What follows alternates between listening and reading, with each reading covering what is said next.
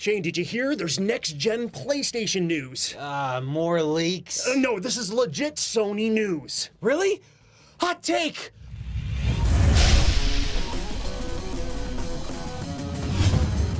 An article went up on Wired.com recently where someone sat down with Mark Cerny. This is important. Very important man. Mark Cerny is the lead system architect for the PlayStation 4 and what may be the PlayStation 5. They're not calling it the PlayStation 5 though. So far they're calling it the next-gen console.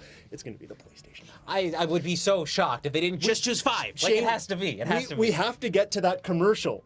Yes. You know exactly what I'm talking about, right? The weird PlayStation 9 Yeah, commercial. exactly. Yeah. Okay, so Mark Cerny has been in gaming for forever. We've spoken about how he worked on Marble Madness as a young lad, and then but he joined up with Sony and was working with them through, he started working on Disruptor way back in the day. You remember Disruptor, the first-person shooter? Yep. Went on to do stuff with Crash Bandicoot, Spyro. So this man knows PlayStation, like the back of his hand. Yes. Right. So yes, this Wired.com interview, a lot of information came out about what the next gen of consoles is going to be. I'm going to be delivering some of that information, and let's just talk about it. We'll go in chunks, okay? So, by the way, just so you understand, what you're about to hear is official information straight from Mark Cerny. So this means that this is stuff that's actually going to happen, and some of it is pretty exciting. Yes. Okay. So it's not coming out in 2019.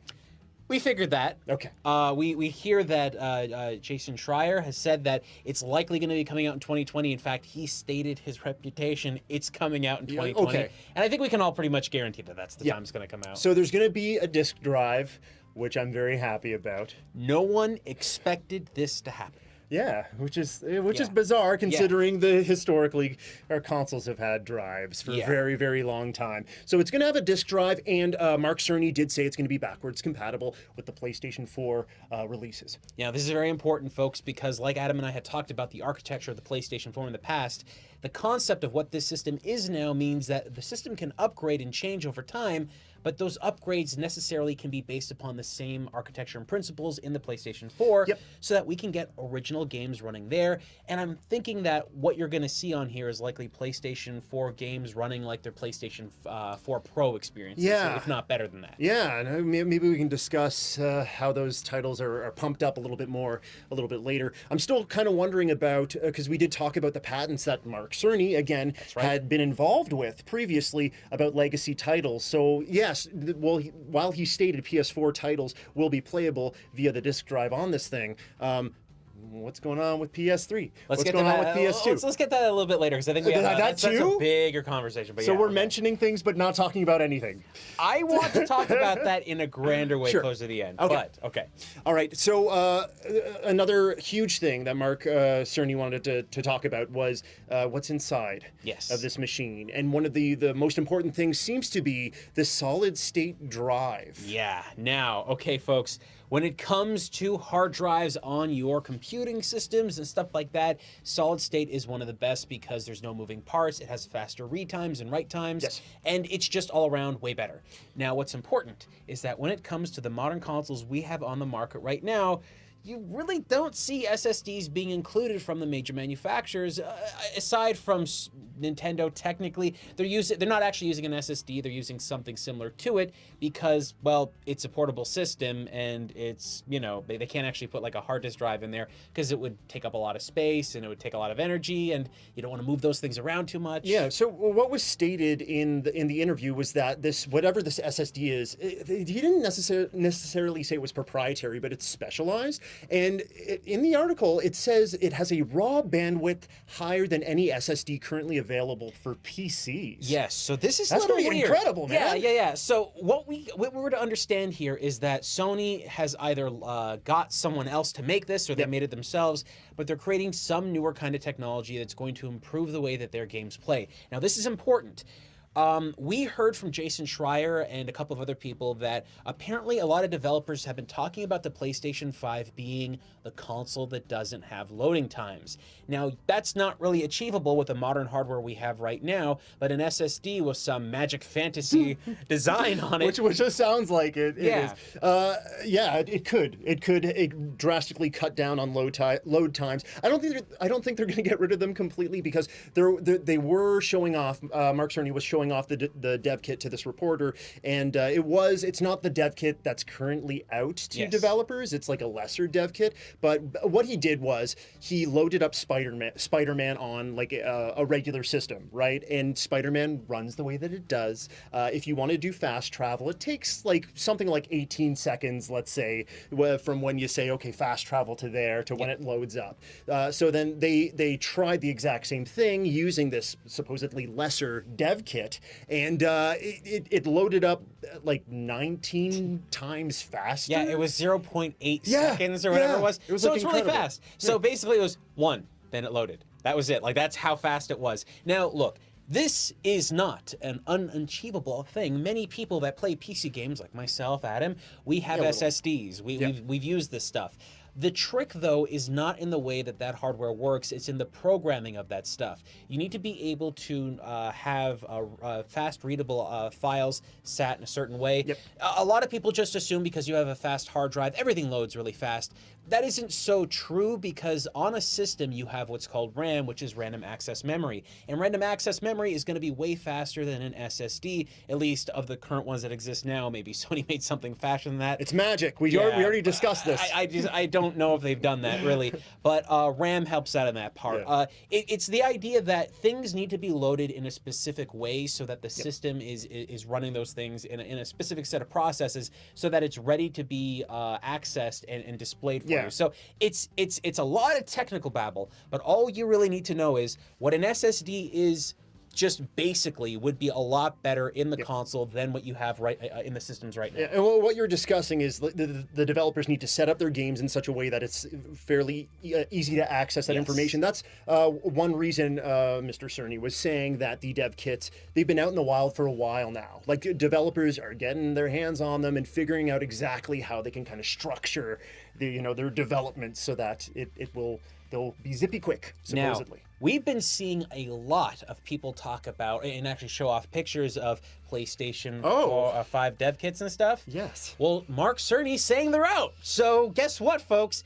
If you're seeing pictures around the internet, now that grain of salt becomes a little bit less thick, right? Okay, it's difficult to say that because yes, we will see dev kits out in the wild, but we're also seeing these renders and like fake commercials for PS5s that are very, very likely not legitimate. I mean, we found some pictures recently of a controller with a screen on it, and we're like, well. The idea is there. There's concepts that are floating around, but all we really need to know is that these units that are in development right now are in developers' hands, which means a couple things for the future. That means that, games are being made now. So Nintendo and Microsoft are making games for their current platforms, and Microsoft is like making games for NX. But Sony is kind of on the downswing on the PlayStation 4. If they are really focusing on getting developers to start making games for the next generation of systems, remember, whatever they're making. Now, I had assumed that whatever game was going to be released on the PlayStation 5, at least at the beginning, was likely going to be a game that could possibly be run on the PlayStation 4. Ideas about Death Stranding, working on 2 different platforms at the same time. Because they did bring that up in the interview. The person interviewing Mark Cerny asked about Death Stranding, and I guess Mark Cerny just gave him like a coy look and was like, I don't know. It sounds like Death Stranding, it may be a release on both systems, or it could be released on the PS4, and we could see something, because we don't know what the PS5 is going to be doing with legacy titles from the PS4. Like, is it going to be doing kind of what the Xbox did, where you can have higher fidelity graphics, better textures? I think I have a good understanding of what we're going to expect from this, okay? Sure. So, this is about the legacy thing that we talked about earlier on, all right? When it comes to legacy software on the PlayStation, we know that the PlayStation 1, the PlayStation 2, and the PlayStation 3 all run dramatically different pieces of hardware. The PlayStation 3 runs with the Cell processor, which is a PowerPC-based chip, has multiple cores. A lot of people had a lot of difficulty programming games on that system because it was a very different system than many others. What Microsoft did with the Xbox One was they created an emulator that emulated PowerPC-based applications that were running on the Xbox 360. So the PowerPC chip that they used in the 360 is very different than the one that was used in the Cell. but it just means it's very different. The original run of PlayStation 3s that had the ability to play PlayStation 2 games actually had a motion engine chip inside of the PlayStation 2 or the PlayStation 3 so that it could run PlayStation 2 games. By the time the PlayStation 3 got to Europe, I know this off the top of my head, they actually started using software emulation. And a lot of PlayStation 3s that exist on the market right now still have the ability to software emulate PlayStation 2, but every single one out there, every single PlayStation 3, no matter where you get it, can still play PlayStation 1 game discs regardless. You're good. Yes, You got all the facts. Now, what's important is that with the PlayStation 4, they're using what essentially is standard PC parts. There's nothing really crazy about what they're having in that system. So the PlayStation 5, as long as they're following on the same kind of architecture philosophy, they don't need to have a system that runs completely different. So it's not like they have to emulate PlayStation 4 games. I believe the same thing is going to be happening with the next line of Xbox systems because they're not creating an entirely new processor. They're not creating an entirely new philosophy for how all these things run. But with that being said, we've been looking at all these legacy ideas that Mark Cerny has been running the patents that you're talking about? Yeah. See, what Mark Cerny was attempting to do with the patents, and maybe this is stuff that's going to come into fruition because usually don't see patents come out like that unless you're willing to kind of tip your card a little bit. Right. And it wasn't just one. It was a couple of patents that are pointing to this tech. So their PlayStation 5 is likely going to be so powerful that they'll be able to modify it so that it can just fake being other systems. Yes. Now, the best way to explain this to you is that, and we don't even know if this is 100%. We saw a little flow chart that was basically taking you through the process. The idea is the PlayStation 4 or the PlayStation 5 isn't going to be emulating legacy systems traditionally like how we think. What they're going to be doing is something more akin to what we've seen with the Mega SG. Like an FPGA solution, but it's not necessarily an FPGA solution. They're emulating the hardware in its entirety, basically on the... They're emulating the hardware, not the software. Right. So I know that's confusing, but the idea really is that they're looking for perfect hardware emulation so that they don't have to screw around with getting a bunch of things working a specific way. If they can make the PlayStation 5 think and act like it's a PlayStation 3 or a PlayStation 2 or PlayStation 1. That's exactly what those patents were for. Then they should get perfect emulation. Now, what's important about this is that when you've done something like this, you also have to give the abilities for the system to treat its output method different. For instance, the original PlayStation 1 never had a digital out signal through HDMI or anything like that. So now they need to modify it to run in high definition. They need to allow you to have certain options like maybe anti-aliasing, maybe some other features like that. I wonder if they're gonna maybe pull from the features of the PlayStation 2, which did some interesting things with the way that it ran PS1 software. Yeah. Are they just gonna lock into that tech and say well, whatever, let's leave the PlayStation 1 to the side? There's a whole bunch of different questions out there. We really don't know, but I can tell you one thing that I know for certain: because Sony has so many of their legacy titles already digitized on the PlayStation 1 and the PlayStation 2, there is a likelihood that we could see a lot of that software move forward, because all it's really doing is it's just taking the ISO file or the actual disk image itself and playing it, and then it's basically just going, okay, I'm a PlayStation game, I'm running on an actual real PlayStation, just turn on, and that's really all it is. I'm still a little bit worried that Sony doesn't have, maybe they don't think they're being incentivized to have physical discs from those legacy consoles, that being a necessity for the unit. For us it is. For us it is. Right? But to them, maybe they're like, well, okay, we've invested so heavily into our digital sources, our digital stores, for people to come in and rebuy these games. It's more money. See, originally I would have not thought that PlayStation 5 would have had the ability to play any discs from the past. However, because it is now confirmed that they're going to have a disk drive on there, sky's the limit, folks. Now look, how these discs work is a little bit different. It's not like you can just take every Blu-ray player out there and run CD-ROMs. You need different lasers, you need different things inside the machine. So if they're gonna have a true legacy system that goes all the way back to the very first PlayStation, they're gonna have to have some extra hardware, and that likely is gonna cost a little bit more. Now, truth be told, a lot of that hardware is cheaper than it's ever been because it's a lot older now. But that's still a concern because even if it's cheaper, it does add an additional price Right. to the system. And you got to think, Sony, they're going to be competing. We're in a Yes. market where the starting line is just around the corner, and they want to come in at a far reduced price point to the Xbox, because we can't forget how this generation started, right? The Xbox One was shown off, and shortly thereafter, Sony had that killer sort of performance on stage where they're like, well, yeah, you can share games easily, and our price point is far more reasonable. Now, in my own personal opinion, if Sony does this correctly, there's a chance for them to completely sideswipe Microsoft and what they've been achieving.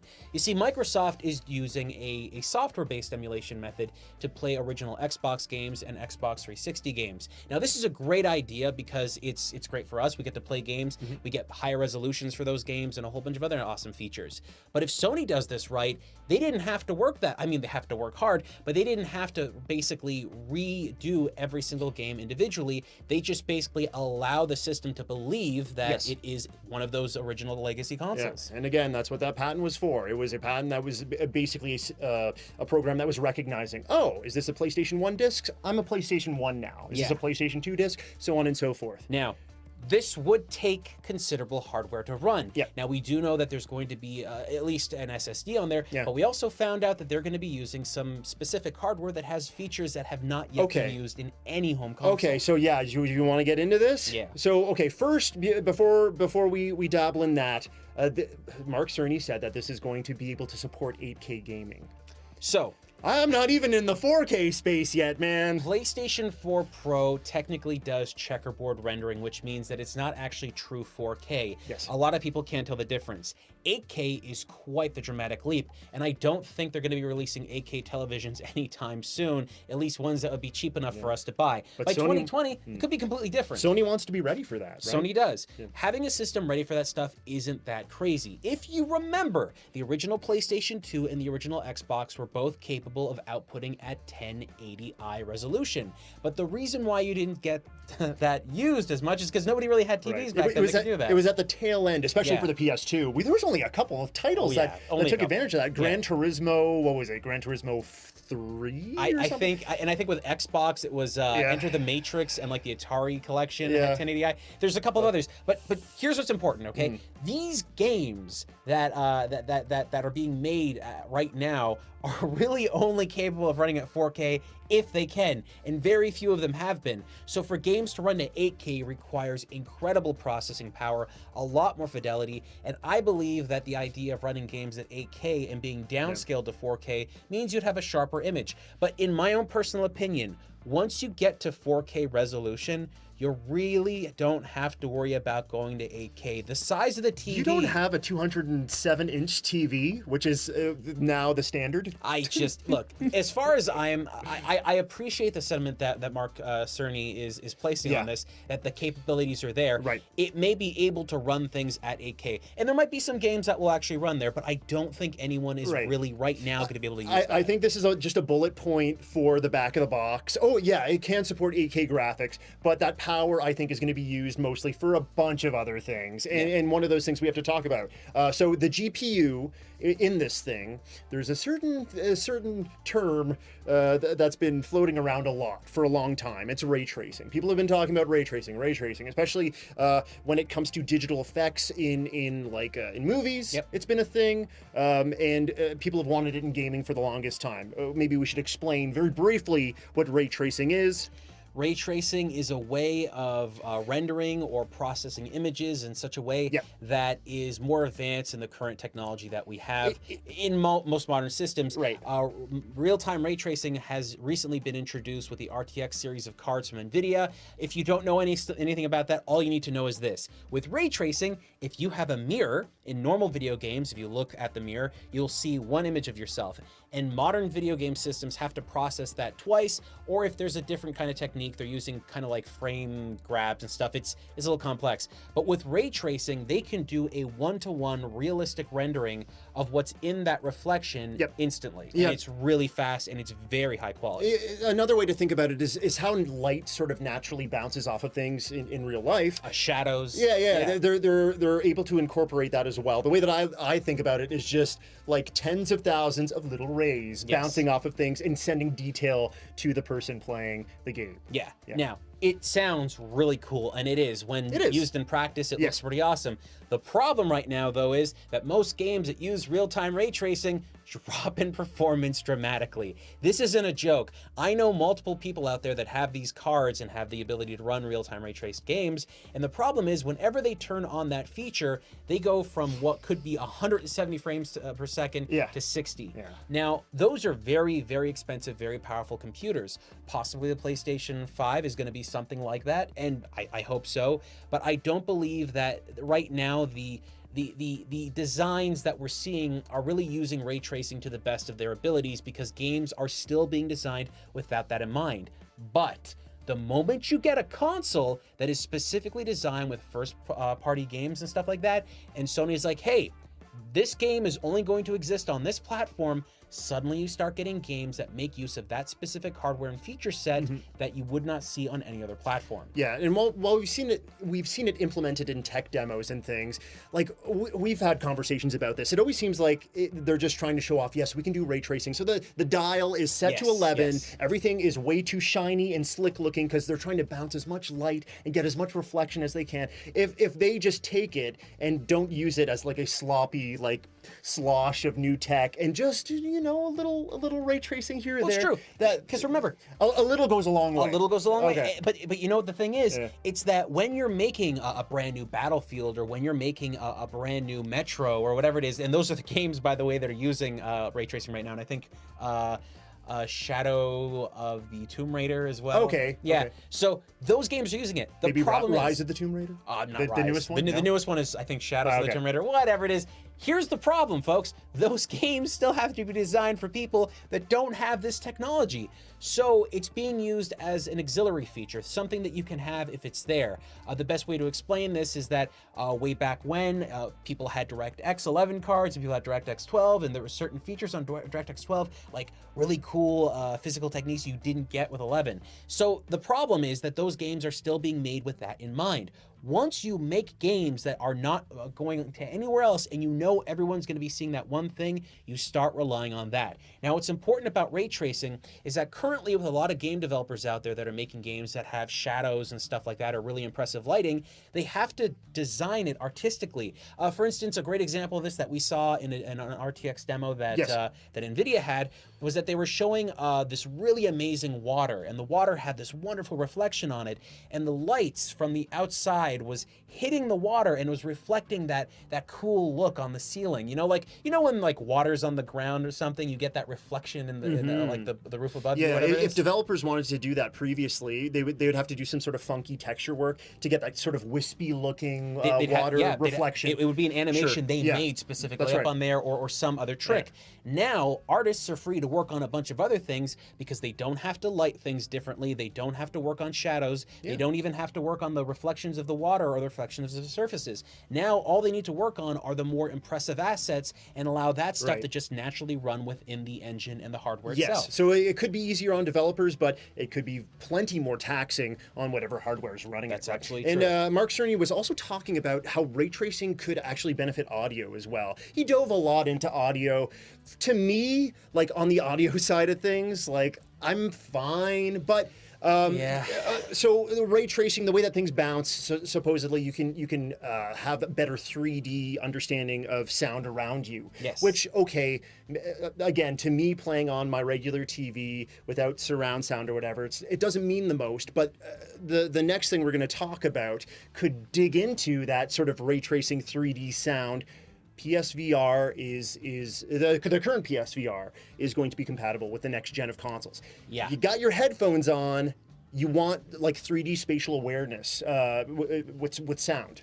It is my belief, and this was not mentioned, but it is my belief we're going to be seeing a new PlayStation VR headset along with the PlayStation 5. I can't imagine they're going to be taking this whole skill forward, but the idea that you can take your existing headset and move it forward, That's just a smart move. Well, it's a cost-saving measure for right. many gamers out there that could afford the PS5, but they can't get it. And look, it's not like the PlayStation VR is a bad headset in general. If you give it more abilities with better processing power on one end, you still get a really fantastic system. And this goes into that statement. It is backwards compatible with the PS4. Oh, but what? No. It's compatible with the PS4, and that's very smart. There's no stipulations there. This means that the PlayStation Eye is moving forward, the PlayStation Move controllers are moving forward, and the headset itself.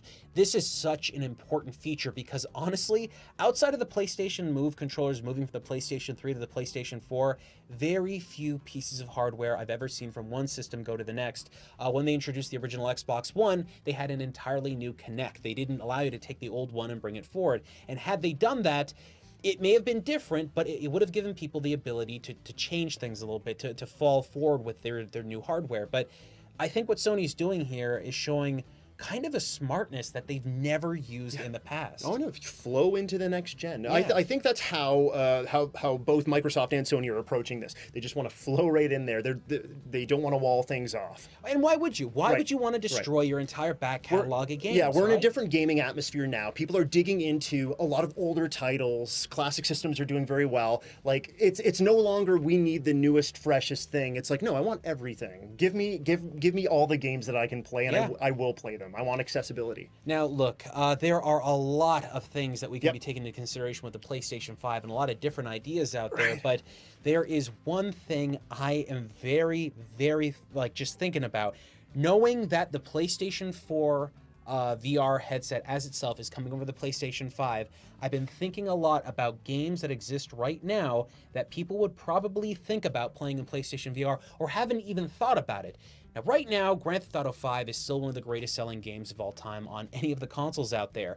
And the PlayStation 4 version and the Xbox One version are locked at around 30 frames per second. They can't really get the game to run any higher than that because it is a very demanding game. But one thing they did introduce into the newer versions of the game, beyond the ones for the 360 and the PS3, was the ability First person? play first person. Ah. So, I was thinking, a lot of people out there might find it really cool to play Grand Theft Auto 5 in VR, but you couldn't do that with the current headset because the current hardware is locked at 30 frames per second, which doesn't work very well with VR because you need to be at a very high frame rate. So what if they can get the new PlayStation 5 to run GTA 5, a new version of it, in VR in high resolution in very fast frame rates? Plus, take into consideration that this isn't the first time Rockstar has worked with VR. They also took LA Noire and turned that into a VR experience. So now I'm starting to think that what Sony is trying to do is very important. Because outside of Sony, no other company besides Nintendo briefly with cardboard, has really gotten into VR all that much. And I think that if Sony was to really focus on this, not only are they going to be introducing new hardware with a bunch of new features and a bunch of new techniques, they're going to have hardware that Microsoft and Nintendo will not be able to follow in. Okay. Well, you know what? It seems like they're pointing in that direction. When they had their showcase, most of their showcase, or a lot of their showcase, had VR implementation there in those games. So, yeah, but between what Mark Cerny said and that, I believe VR is going to be something that they're going to be carrying over into the 5 for sure. So, Adam, I got to ask you, would you buy a PlayStation 5 just knowing what you know now? Let's just say it's just a little bit better in terms of hardware. Let's just say it has all the backwards compatibility and all that stuff. Let's not even talk about any future prospects of games. Yeah. As a piece of hardware, knowing that you can take your PS4 forward, would you? Okay, so for a few months now, I've been thinking about getting a PS4 Pro, and right now I'm like, no. If this is just doing what the PS4 Pro does a little bit better, it's perfect for me. I know from what I'm hearing about these SSDs and ray tracing and whatnot, it's going to push way beyond that. But yeah, no. So basically, I'm going to sit with I have my OG, the initial run of the PlayStation 4. Still works fine. Yeah. I'm going to stick with that. And then I'm going to, see, that right there, jump right to that. I think a lot backwards of people, compatibility, man. But see, I think a lot of people are going to be on that exact same bandwagon. Look, I have a PlayStation 4 Pro. I went out and bought it. I really wanted to try it out, and I've had a good experience with it. I think it's better than the original PlayStation 4 and the 4S, the slimmer model, Yeah, whatever. it is But tempting. It is, but of course. I know this is just around the corner in 2020. To know it's out there. Yeah. See, I think a lot of people don't really understand that even if you don't have a 4K TV, there are benefits to having a PlayStation 4 Pro because games just run better on it. You get better resolution. 2 modes usually, right? Yeah. You can have like a high performance mode or a super pretty mode. Yes. So yeah, if you don't want the 4K checkerboard image, go with the high performance mode. So when they introduce the PlayStation 5, no doubt a lot of us out there are not going to own 4K TVs. It's not a big deal if you don't, but to think that the PlayStation 5 is going to be that logical upgrade where all your PlayStation 4 games that have the ability to run in PlayStation 4 Pro mode will be able to actually run better on that hardware is a big deal because people that missed out on that hardware are going to have a big jump up. I think the exact same thing is going to happen with Xbox and their next system because of the Xbox One X. A bunch of people missed out on that, so when the next system comes out, the games from the previous system are going to look better on that as well too. Yeah. But what's important to me is what Mark Cerny said about 8K. Because if 8K is an idea in mind, then maybe what's happening right now is they're really looking to forward-proof all of their software. So the idea is that these games have to be modified or changed to work on the PlayStation 4 Pro. Well, what if they just start making software that goes, okay, look, we're going to make a basic idea of what the game is and how it should run.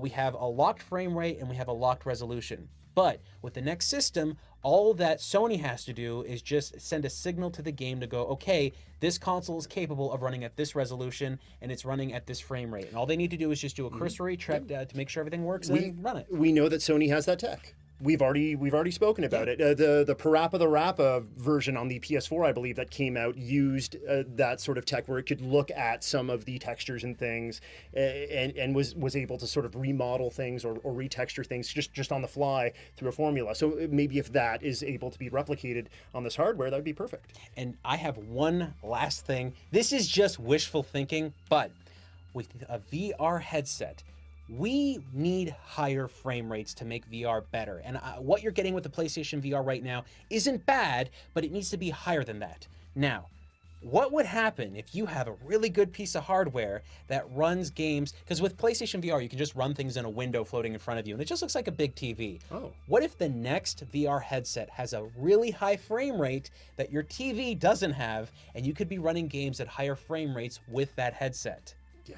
That's pretty exciting. That would be cool. Have your own virtual cinema kind of thing? Totally wishful thinking. Yeah. They didn't say that at all. But the idea of that kind of stuff is possible when you're bundling or when you have that kind of hardware existing on the platform. It's very exciting. We got a heck of a lot from this interview. One thing I'm super duper glad about is that streaming in this interview was a footnote. Yeah. They spoke about it.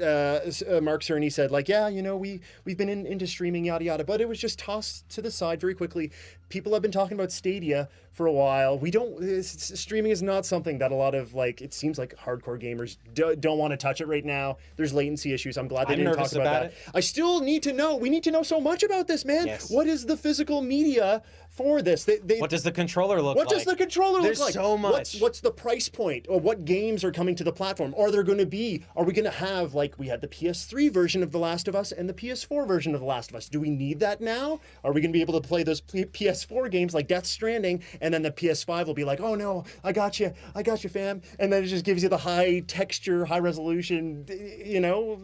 What we can see from right now is that Sony is definitely taking the position of making powerful hardware and not following on the same footsteps that Google is going to, and likely Xbox. And we also know that because they're making such powerful hardware, if they manage to bring over the PlayStation 4 user base to the PlayStation 5, it's going to be very difficult for every company to keep up with them, because if they make hardware that's powerful enough, it's really hard to take something that has RTX or real-time ray tracing and like really high resolutions to run on the Switch. It becomes much more difficult. Not impossible, just harder. And the more games Sony can produce and get developed with exclusive features for the PlayStation 5, that means that a lot of other companies are not going to be able to keep up with the pace. But folks, that's all in the air. We don't know enough about that stuff. But what we do know and what we have heard today is that this is very exciting. Personally, I can't believe that we heard about certain features like this. PlayStation VR being a backwards compatible thing was something I never thought we'd hear, and I certainly didn't think we were going to see a physical drive again for discs, because Why would they do that? Thank the heavens. Well, what do you guys think? This is a heck of a lot of news. This is a long talk. We want to know what you guys think. Please let us know.